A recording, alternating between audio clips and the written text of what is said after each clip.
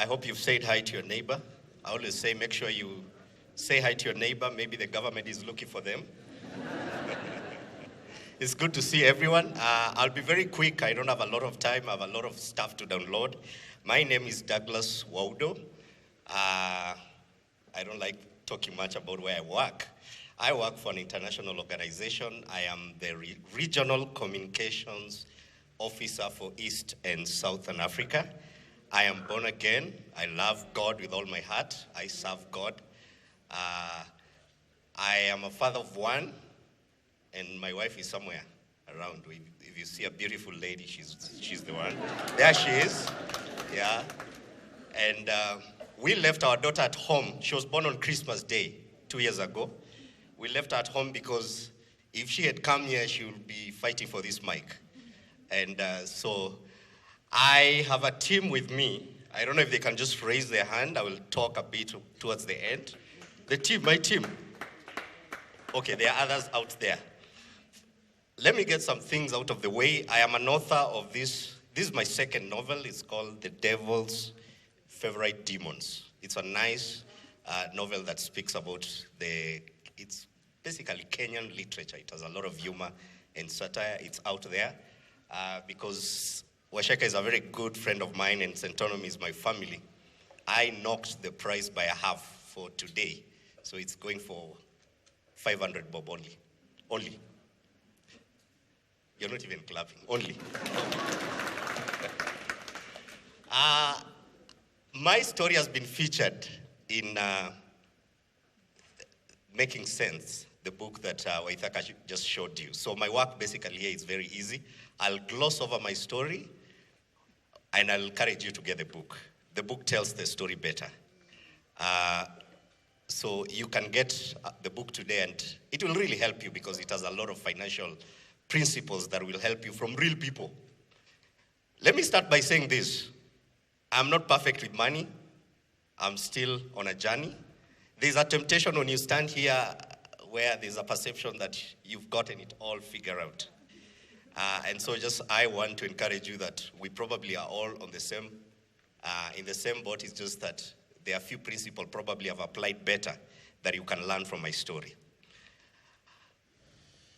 Let me start my story before I joined Centonomy. 2003, I got to India, studied there. I was there for 3 years. And I became a DJ. I used to DJ in a club. I used to be paid 32K every month. I was being sent money from home. So I got into the culture of just spending because I knew money was guaranteed every month. There's a salary that will come, and my dad will send money from home. What I didn't know was I was establishing a very reckless lifestyle.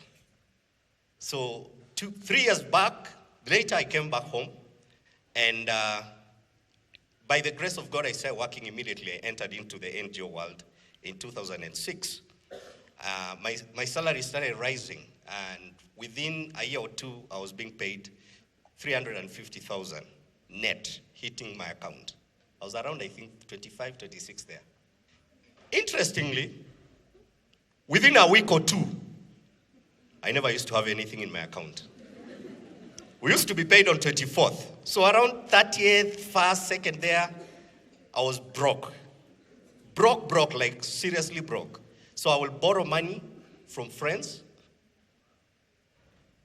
and to survive towards, the rest of the month, and then it's the same cycle. It went on for 5 years. And mostly it's just drinking and entertaining friends and having a good time. There was no new club that didn't know me in this town.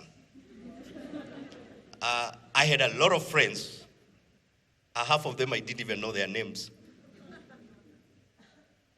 I was on top of the world. I remember I used to hire cars every week, different cars. And I used to put a lot of pressure on the person who used to get for me the cars because I will need the latest number plate in town. If you don't have, I'll take my business somewhere else. So she used to be a lot of under pressure. Thank God she used to deliver. So I stuck with her for a few years. So I will hire a car, park it outside a club, drink the whole night, get into the car, drive at home, park it, sleep, wake up, drive it back to the club, park it, the same story. For me, there was no Monday, there was no Saturday, there's no Friday. Every day was a drinking day.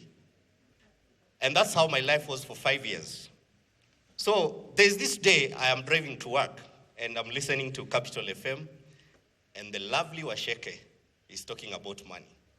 I used to hate when I'm listening to radio, when they stop playing music and someone starts talking, I switch.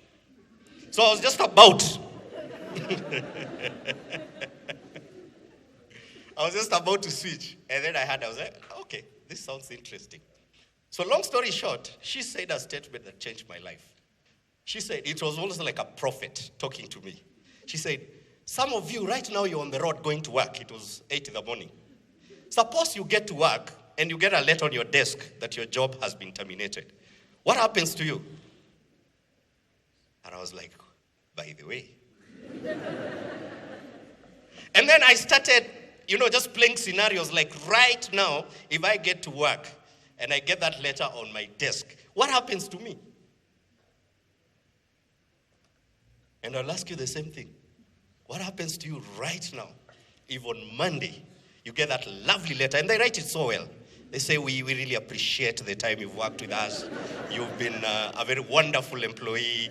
And they go on and go on. And then there's that statement, however. We regret to tell you that. What happens to you? Think about it on a serious note. And I started playing scenarios, and the only scenario that I could figure was jumping into a bus, easy coach, and going back to the village. That was the only one.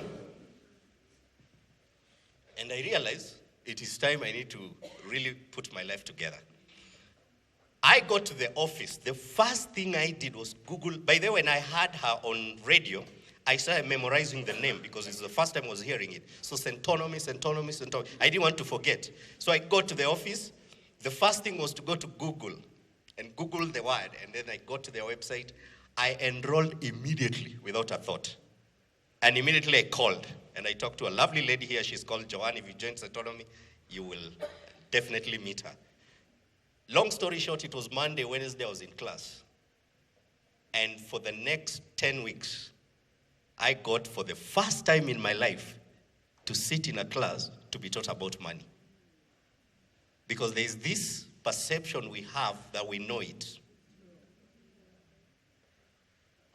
People who have learned call it ignorance. So you think you know everything. And that's what I thought. I thought, it's my money, I know how to figure out. I sat in that class. The modules are here. I went to Centonomy 101. Those things, I learned all of them and they changed my life completely. What I did, I'm usually a very practical man, so you teach me, I do it. Mostly maybe to prove you wrong.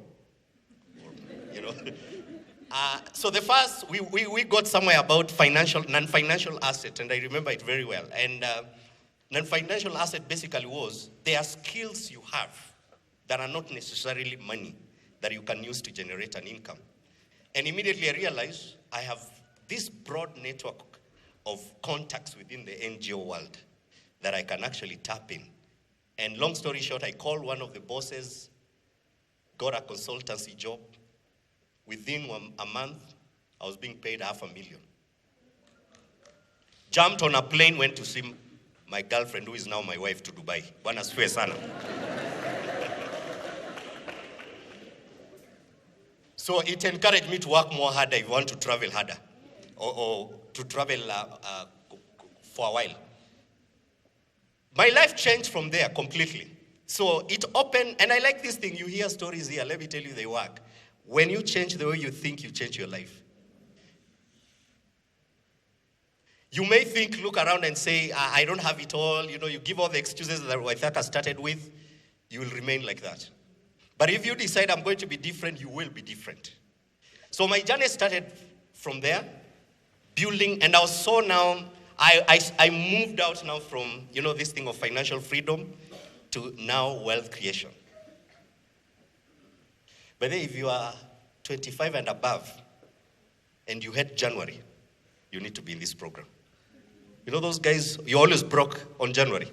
In January, you need to be in this program. You will be taught how to manage your finances, how to plan your finances. One of the things that really helped me a lot was financial planning. How you plan your money, and especially around budgeting. And I love the definition of budgeting. Budgeting is basically telling your money where to go instead of wondering where it went. I love it. It's telling your money where to go instead of wondering where it went. So if you're those guys who are nilikuwa na ngiri moja jana, hata sijui imeenda wapi, you need to be in this program because you need to tell your money where to go. The last time I was broke in January was 2014. Wednesday, this past Wednesday, I entered into a bank and I did a transaction of $250,000. And that cashier was looking at me like I'm a drug dealer. Like in the middle of January, I had to pinch myself. This is happening to me, Douglas Waudo. In January, mid-January. And that's what happens to you now when you plan your finances. So one of the things, I plan my life and I've planned my family very, very well. And I really thank God for that also and for the program. Because I'm just frustrated by story. If you want a lot of details, please read the book. Last year, my wife and I bought a plot here in Nairobi. I will not say exactly where, but it's around Karen.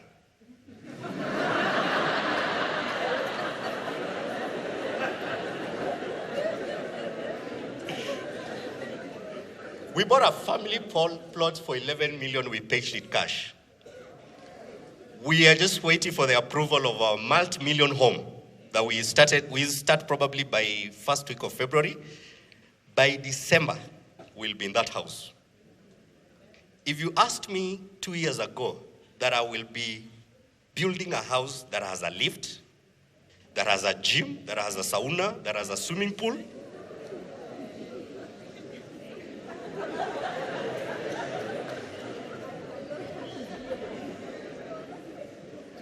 that's the part you clap for God.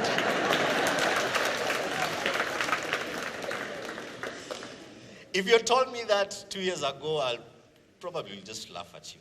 You know, like, what are you saying? I have a plan. I'm turning 39 in June this year. My plan, by the time I'm hitting 45, like 45, I'm hitting it today, I'll be on a golf course. I will have retired. That's my plan. Thank you.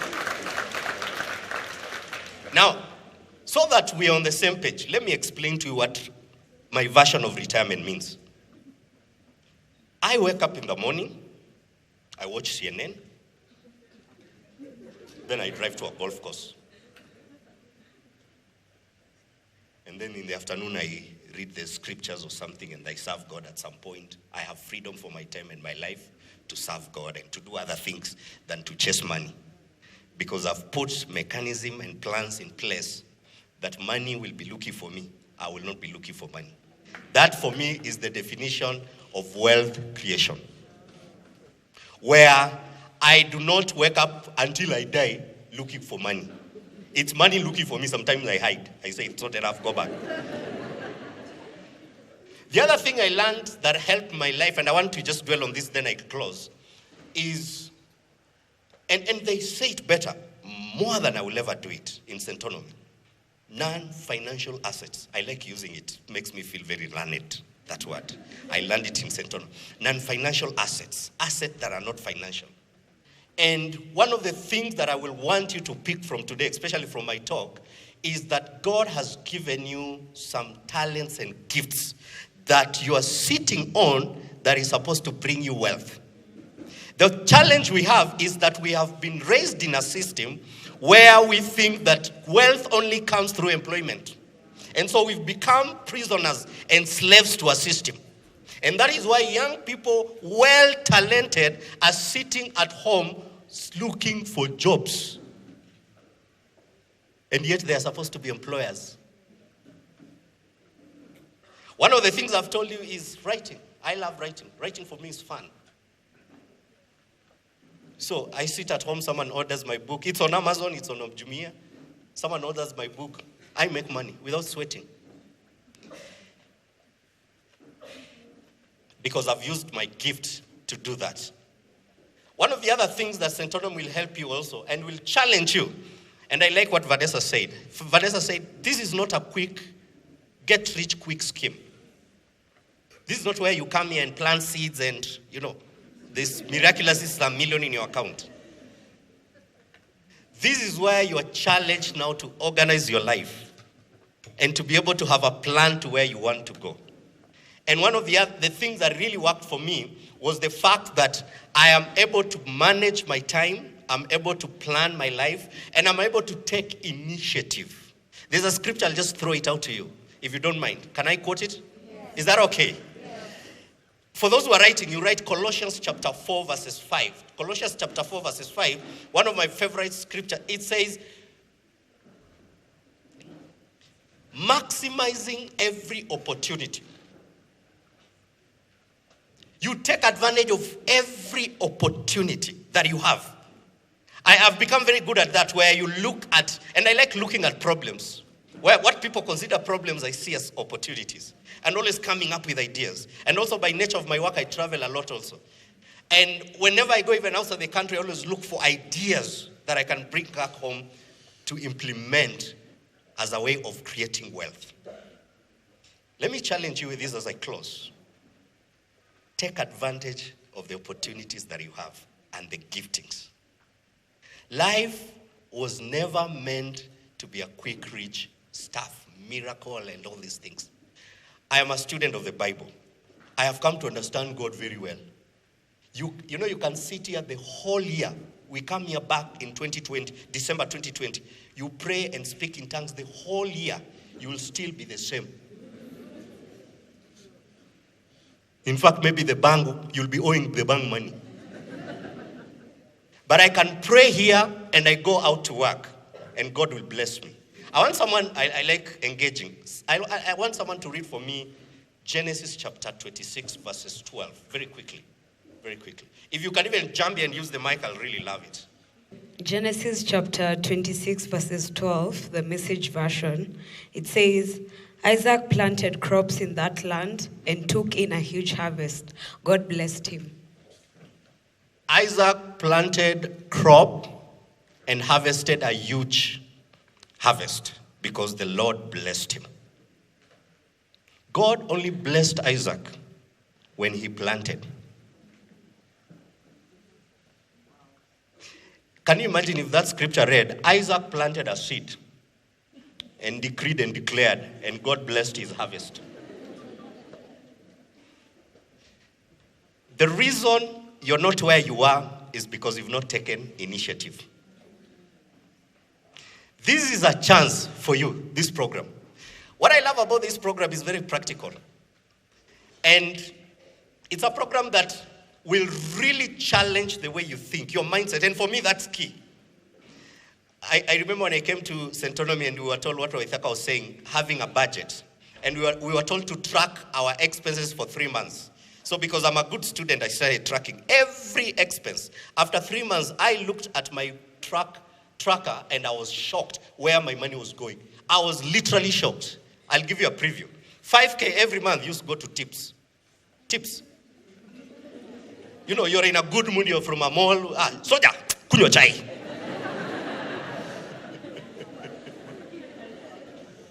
I was like a politician looking for votes. 48K. Eating outside. Eating outside. This burger here, there. You feel lazy. By the way, immediately after I joined Centonomy, up to today, I carry my food to the office. Regional communication officer. Because some of you are not that humble. Because you have to walk every day to some nice restaurant. But you're spending money. Centonomy will tell you every day, if you spend 200 bob every day, for 5 days a week, for 1 year, you will have spent 48,000 on lunch alone. When I joined Centonomy, I stopped going to a barber. I bought a shaver. Today I woke up, I shaved myself, by the way. The first time it took me like 3 hours. There was this annoying hair around here. But then I mastered. Nowadays it takes me 15 minutes, I'm done. I save 500 shillings after every 2 weeks. 1,000 a month on shaving alone. So when you hear someone is building a nice house, it's not miracles. It's discipline and it's planning. And then there was another thing. 60 bob every weekend used to go to buying newspapers. So for me, it was more of a status thing. Once on Sunday, you come in your pajamas, you go to the gate in slippers, you chit-chat there with the watches, then you buy the newspaper, then you walk there. It's like a 2 minutes walk to your house, but on Saturdays you walk for like an hour because people have to see you carrying newspapers. You stop to greet trees. Some of you, your friends are making you poor. Can I repeat? Some of you, your friends are making you poor. You need to interrogate the people around you. Can I give you some example how they're making you poor? They're always visiting you, you're always cooking for them.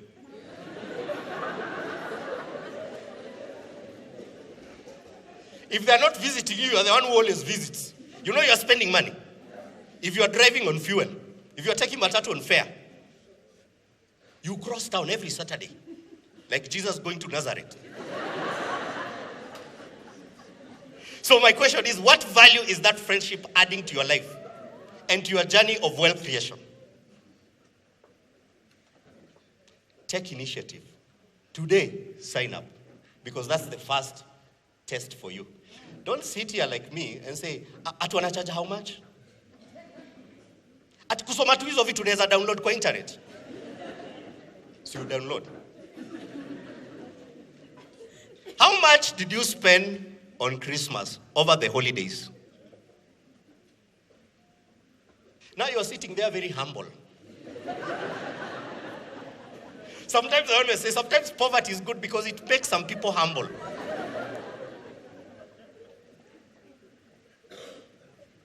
How much have you been spending that you can invest in this program? If I was you, I will sign up today. You know what I will do? Even if I don't have money, I will sign up by faith and I will go on my phone book. And I will call every person who knows me to send me 200 bob, 100 bob. I want to sign for Centonomy. Do you know you'll raise half of the money today if you do that? Today. And then look at your lifestyle, how you spend your money. There are some things you can cut off. You'll be saving money to invest in the program. Are we together? Yes. Tuko pamoja? Yes. Take initiative. Take initiative. There's something you can do. My life changed in a way that I look back and I thank God I made this program. Because without that knowledge, without that challenge of my mindset, I'll still be in the same pool of the waters I was in, thinking I know everything. But I was humble enough to go and sit in a class and be taught. That time when I came to Centonomy, I was a regional communication manager, managing 11 countries in Africa. But I had to come and be taught about, this is the table, this is whatever, this is what you need to do. So if you're those people who think you know it all, I want to challenge you know nothing until you go to this program. And it's one of the programs in town that is very flexible, that is very practical. Are we together? Since I came to Centonomy up to today, I've made over 10 million shillings from consultancy only. My free time, weekends, after I leave work, over 10 million. Last month, I think in June, I was given a check of close to $1 million. Just from work. And then I've become good at it. If I'm given a job and I'm not available because of my job, I also give other people. Especially things to do, go to the field and do wherever. I have a group of young guys, I send them to the field and they do the job. So you can always think and be creative. Don't leave an opportunity to, remember that scripture, Colossians 4:6. Maximize every opportunity.